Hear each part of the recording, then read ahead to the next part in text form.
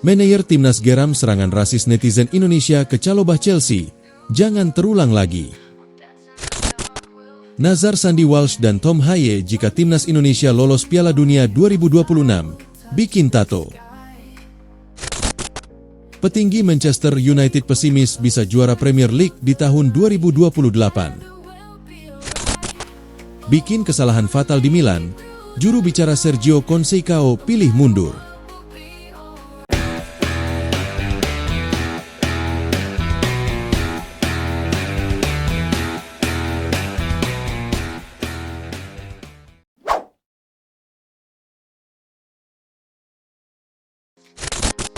Manajer Timnas geram serangan rasis netizen Indonesia ke Calobah Chelsea.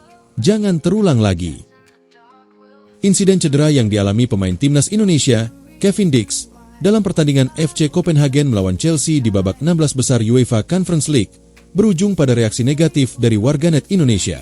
Setelah Dix cedera pada menit ke-79 akibat melanggar Trevoh Chalobah, beberapa warganet justru menyerang pemain Chelsea itu dengan kata-kata rasis melalui media sosial. Kevin Dix, yang merasa kecewa dengan perilaku tersebut, langsung angkat bicara. "Saya melihat adanya pelecehan rasial terhadap Trevoh Chalobah di Instagram terkait cedera saya," kata Kevin Dix di sosial X pribadinya. Menanggapi hal ini, manajer Timnas Indonesia, Sumarji, juga mengungkapkan kekecewaannya. Sumarji tampak geram dengan perilaku warganet Indonesia yang bersikap tidak dewasa, menyerang dengan kata-kata rasis ke pemain Chelsea tersebut. Sumarji berharap kejadian seperti ini tidak kembali terulang di kemudian hari. Kejadian ini mengingatkan pentingnya saling menghargai dalam dunia olahraga, terutama di tengah persaingan yang tinggi. Saat ini, Kevin Dix sedang fokus pada pemulihan cederanya dan belum bisa dipastikan apakah bisa tampil membela Timnas Indonesia melawan Australia 20 Maret dan Bahrain 25 Maret di kualifikasi Piala Dunia 2026 zona Asia. Nazar Sandy Walsh dan Tom Haye jika Timnas Indonesia lolos Piala Dunia 2026. Bikin tato. Sandy Walsh dan Tom Haye bernazar akan bikin tato jika Timnas Indonesia lolos Piala Dunia 2026. Mereka akan merajah tubuhnya dengan tulisan Indo Boys. Hal itu terungkap ketika Sandy menjadi tamu dalam acara podcast Tom yang bertajuk The Highway. Kedua pemain ini memiliki hubungan yang dekat karena sama-sama pernah membela Timnas Belanda U15, U18, hingga U20.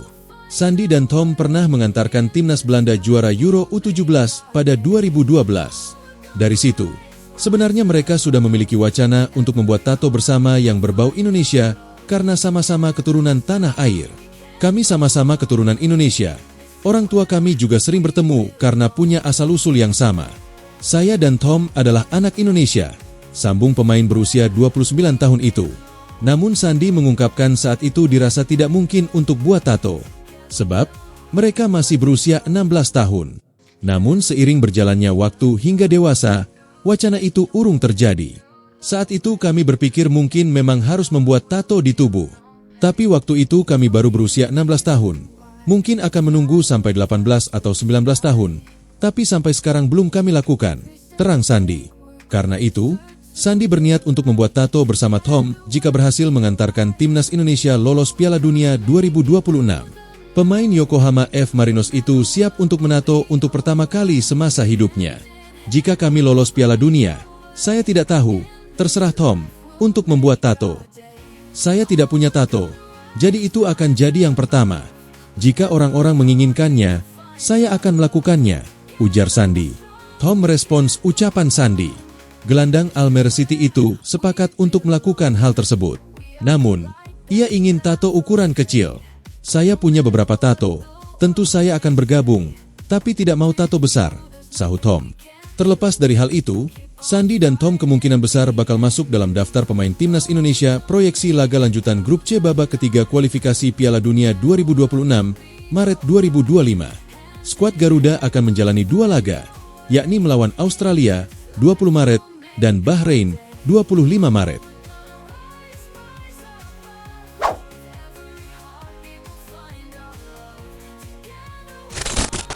Hasil Bundesliga, Bayern Munchen, Bayer Leverkusen, dan Borussia Dortmund kalah di kandang. Bayern Munchen meraih hasil buruk pada laga pekan ke-25 Bundesliga 2024-2025 saat menjamu Bochum. Pada pekan yang sama, hasil buruk juga diterima Bayer Leverkusen yang jadi rival mereka. Bayern menjamu Bochum di Allianz Arena pada Sabtu malam waktu Indonesia Barat. Pelatih Vincent Kompany melakukan rotasi besar. Harry Kane duduk di bangku cadangan. Kapten Manuel Neuer absen karena mengalami cedera. Meskipun begitu, Bayern tampil dominan dan mampu unggul 2-0 pada menit ke-28. Kedua gol di Rotten dicetak Rafael Guerreiro pada menit ke-14 dan 28. Bochum mencetak gol balasan pada menit ke-31 lewat gol Jakov Medic. Kartu merah Joao Palhinha pada menit ke-42 jadi titik bali Bayern.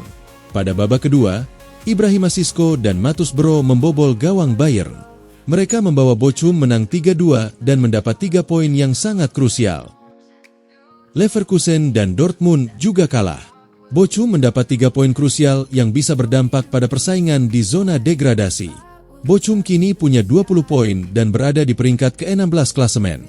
Sementara, Bayern terhindar dari situasi lebih buruk karena Leverkusen kalah. Leverkusen kalah dengan skor 0-2 dari Bremen pada duel di Stadion Bay Arena. Tak ada comeback dari pasukan Xabi Alonso pada laga ini. Gawang mereka kebobolan 2 kali tanpa balas, lewat aksi Romano Smith dan Justin Jinma. Hasil ini membuat persaingan di papan atas klasemen tak berubah. Bayern tetap berada di peringkat pertama dengan 61 poin. Sedangkan, Leverkusen menyusul di peringkat kedua dengan raihan 53 poin dari 25 laga. Selain Bayern dan Leverkusen, Dortmund juga menelan pil pahit pada pekan ke-25. Menjamu Augsburg di Stadion Signal Iduna Park, pasukan Niko Kovac kalah dengan skor 0-1 setelah gawang mereka dibobol Jeffrey Golu pada menit ke-23. Hasil Liverpool versus Southampton, skor 3-1. Liverpool menjamu Southampton pada laga pekan ke-28 Premier League musim 2024-2025, Sabtu 8 Maret malam waktu Indonesia Barat. Bermain di Anfield, pasukan Arne Slot tampil bagus dan meraih kemenangan dengan skor 3-1 atas Soton. Dibanding saat berjumpa PSG pada ajang Liga Champions tengah pekan lalu, Liverpool tampil dengan komposisi pemain yang berbeda. Darwin Núñez dimainkan sejak menit awal. Begitu juga dengan bek kanan Kostas Tsimikas. Meskipun begitu, Liverpool tetap tampil dominan. Pada menit ke-6, peluang emas didapat Curtis Jones. Dia berhasil menerima bola di kotak penalti, akan tetapi sepakannya masih melebar dari gawang. Pada menit ke-45, kejutan dibuat Soton. Berawal dari kesalahan antisipasi antara Virgil van Dijk dan Alisson Becker, bola jatuh ke kaki Will Smallbone. Tanpa ampun, dia memasukkan bola ke gawang. Skor 1-0 untuk Soton. Liverpool masuk ruang ganti dengan situasi tertinggal 0-1. Pada awal babak kedua, Arne Slot memainkan 3 pemain baru yakni Andy Robertson, Harvey Elliott, dan Alexis Mac Allister. Mereka membuat serangan The Reds bukan hanya lebih masif, akan tetapi terarah dengan baik. Pada menit ke-51, Darwin Núñez membuat kedudukan menjadi imbang 1-1 usai menerima umpan dari Luis Diaz. Setelah itu, laga jadi milik Liverpool. 2 gol tambahan dicetak The Reds lewat skema yang sama, penalti. Kedua gol itu terjadi pada menit ke-54 dan 88 lewat aksi Mohamed Salah. Liverpool menang dengan skor 3-1. Secara statistik, berdasar data FotMob, Liverpool punya 71% penguasaan bola berbanding 29 untuk Soton. Jumlah shots yang dilepas Liverpool mencapai 28. Kubu Soton hanya mampu melepas 6 shots dan punya 1 peluang besar. Hasil ini membuat Liverpool tetap kokoh di puncak klasemen dengan 70 poin. Bagi kubu Soton, mereka justru makin terpuruk di dasar klasemen dengan 9 poin dari 28 laga yang dimainkan. Hasil Nottingham Forest versus Manchester City, skor 1-0. Manchester City gagal membawa pulang poin setelah kalah 0-1 dari Nottingham Forest dalam laga pekan ke-28 Premier League 2024-2025. Laga berlangsung di City Ground, Sabtu, 8 Maret 2025, malam waktu Indonesia Barat. Meski banyak peluang yang terjadi, tidak ada gol yang tercipta di babak pertama. Callum Hudson-Odoi akhirnya menjadi penentu kemenangan Forest dengan golnya di babak kedua. Berkat hasil ini, Forest berada posisi ketiga klasemen Premier League dengan 51 poin. Sementara itu, Man City menghuni peringkat keempat dengan 47 poin. duet Vinicius dan Mbappe belum berjalan mulus di Real Madrid. Kylian Mbappe menjalani musim pertamanya di Real Madrid setelah bergabung secara gratis dari PSG. Pemain asal Prancis itu sempat terlambat bergabung dengan tim karena membela negaranya di Euro 2024. Banyak yang penasaran bagaimana Carlo Ancelotti akan menyesuaikan peran Mbappe dengan Vinicius Junior. Keduanya sama-sama lebih nyaman bermain di sisi kiri serangan. Ancelotti akhirnya memilih menempatkan Mbappe sebagai penyerang tengah. Keputusan ini mulai membuahkan hasil, dengan Mbappe mencetak 28 gol dalam 41 pertandingan. Namun, mantan pelatih Real Madrid Fabio Capello justru menganggap duet Mbappe dan Vinicius belum berjalan maksimal. Ia menilai keduanya belum bisa bekerja sama dengan baik di lini depan. Jean-Philippe Mateta bukan jawaban untuk Manchester United. Manchester United sedang mencari penyerang baru untuk memperkuat lini depan mereka. Salah satu nama yang dikaitkan dengan klub adalah Jean-Philippe Mateta dari Crystal Palace. Mateta memang tampil luar biasa belakangan ini, mencetak 8 gol dalam 8 pertandingan terakhir di Premier League. Performa ini membuat pelatih United, Ruben Amorim, tertarik untuk merekrutnya di musim panas. Namun, ada keraguan besar mengenai apakah Mateta benar-benar layak bermain untuk klub sebesar Manchester United. Sebelum periode gemilang ini, ia hanya mencetak 4 gol dalam 19 pertandingan awal musim ini.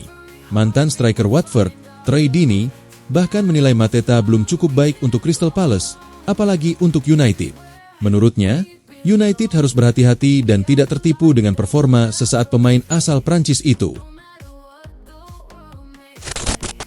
Performa apik Mason Greenwood belum bikin Roberto De Zerbi puas. Manajer Marseille, Roberto De Zerbi, mengakui ketajaman Mason Greenwood, namun ia menilai masih ada beberapa aspek yang bisa dikembangkan oleh sang pemain. Mason Greenwood telah menjadi salah satu pemain paling menonjol untuk Marseille musim ini dengan mencetak 15 gol di Ligue 1. Meskipun produktif di depan gawang, kontribusi Greenwood secara keseluruhan kepada tim mendapat perhatian lebih, terutama dari pelatih Roberto De Zerbi. Pelatih asal Italia ini, yang baru menangani Marseille musim ini, mengakui kualitas serangan Greenwood, tetapi juga percaya bahwa pemain berusia 22 tahun itu masih memiliki banyak potensi yang belum tergali, terutama dalam hal konsistensi dan kualitas permainan. Sementara Greenwood terus berkembang di Marseille, laporan mengindikasikan bahwa masa depannya di Prancis bisa segera berakhir. Dilansir dari Guy Femme Sport, ada peluang besar bagi Greenwood untuk meninggalkan klub pada 2025. Beberapa klub top Eropa, termasuk Paris Saint-Germain, Barcelona, dan Atletico Madrid, dikabarkan sedang memantau situasinya dengan serius. Buka ruang bagi Florian Wirtz, Bayern Munich siap lepas Kingsley Coman. Bayern Munich dikabarkan siap melepas Kingsley Coman dan uang hasil penjualannya akan dialokasikan untuk mendatangkan Florian Wirtz dari Bayer Leverkusen. Sky Germany melaporkan bahwa Kingsley Coman dan Bayern Munich berencana berpisah pada musim panas ini. Jika kepindahan ini terjadi, Bayern akan menghilangkan gaji tahunan Coman dari pembukuan mereka. Langkah ini merupakan bagian dari upaya klub untuk memangkas biaya dan merencanakan pergerakan untuk mendatangkan Florian Wirtz. Sky juga mengungkapkan bahwa Coman lebih memprioritaskan kepindahan ke Arab Saudi, dengan dua klub besar, Al Nassr dan Al Hilal, menjadi tujuan potensial. Di sisi lain, Liverpool dilaporkan juga tertarik dan telah menanyakan mengenai status Coman, namun belum ada perkembangan lebih lanjut. Meskipun Coman telah menjadi sosok legendaris di Bayern selama bertahun-tahun, sepertinya masa depannya bersama klub raksasa Jerman itu mulai mendekati akhir. Petinggi Manchester United pesimis bisa juara Premier League di tahun 2028. Para petinggi Manchester United dikabarkan telah siap untuk menyerah pada target mereka meraih gelar juara Premier League di tahun 2028.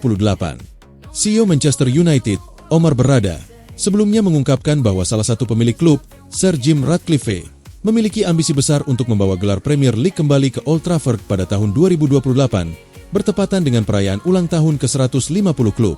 Namun, tantangan besar yang dihadapi tim asuhan Ruben Amorim belakangan ini membuat beberapa pihak internal mulai meragukan realisasi target tersebut. Sejak terakhir kali menjuarai Premier League pada 2013, United terus berjuang untuk kembali ke puncak sepak bola Inggris. Sayangnya, di bawah kepemimpinan Amorim yang ditunjuk setelah pemecatan Erik ten Hag, performa tim justru mengalami kemunduran. Meskipun klub telah mengeluarkan ratusan juta pound di bursa transfer, Mereka saat ini terpuruk di peringkat ke-14 klasemen Premier League. Dengan situasi seperti ini, perombakan skuad besar kemungkinan diperlukan pada musim panas mendatang, sementara peluang mereka untuk meraih gelar Liga dalam waktu dekat tampak semakin kecil. Bikin kesalahan fatal di Milan, juru bicara Sergio Conceição pilih mundur. Juru bicara Sergio Conceição, Francisco Empis, memilih mundur usai melontarkan pernyataan yang membuat hubungan pelatih dan petinggi AC Milan sempat memanas. AC Milan kini menghadapi kekacauan setelah Francisco Empis, juru bicara pelatih Sergio Conceição, mengundurkan diri dan mengakui bahwa dirinya telah memberikan informasi yang mengandung kesalahan dan ketidakakuratan kepada media Italia. Pada hari Kamis, sejumlah laporan menyebutkan bahwa Conceição tidak senang dengan sikap para pemain dan manajemen klub. Berita ini memicu spekulasi lebih lanjut, yang akhirnya membuat Conceição bertemu dengan para direktur Milan untuk mengklarifikasi posisinya. Setelah pertemuan tersebut, Conceição mengungkapkan niatnya untuk mengambil langkah hukum terhadap Empis, yang telah resmi mengundurkan diri dari perannya. Empis sendiri telah mengakui kesalahannya. Empis menyebut pernyataannya itu hanya bersifat asumsi tanpa didasari oleh fakta yang jelas. Dalam hal ini, tidak ada satupun informasi yang telah divalidasi oleh pelatih Sergio Conceição dan juga tidak mencerminkan pandangannya sebagai seorang profesional. Mengingat kesalahan yang saya buat dan kerusakan yang terjadi pada reputasi pelatih, saya memutuskan untuk segera mundur dari posisi saya, ujar Empis dalam sebuah pernyataan yang dilansir dari Goal. Informasi yang dipublikasikan mengandung sejumlah kesalahan dan ketidakakuratan, terutama yang berkaitan dengan hubungan antara anggota tim, staf pelatih, dan manajemen Milan. Hal tersebut lebih kepada rumor dan asumsi tanpa dasar fakta yang jelas, tutup Empis. Ini yang bikin Manchester United sulit datangkan Victor Gyökeres. Manchester United memiliki satu hal yang akan menggagalkan keinginan mereka untuk mendatangkan Victor Gyökeres dari Sporting Lisbon pada musim panas ini.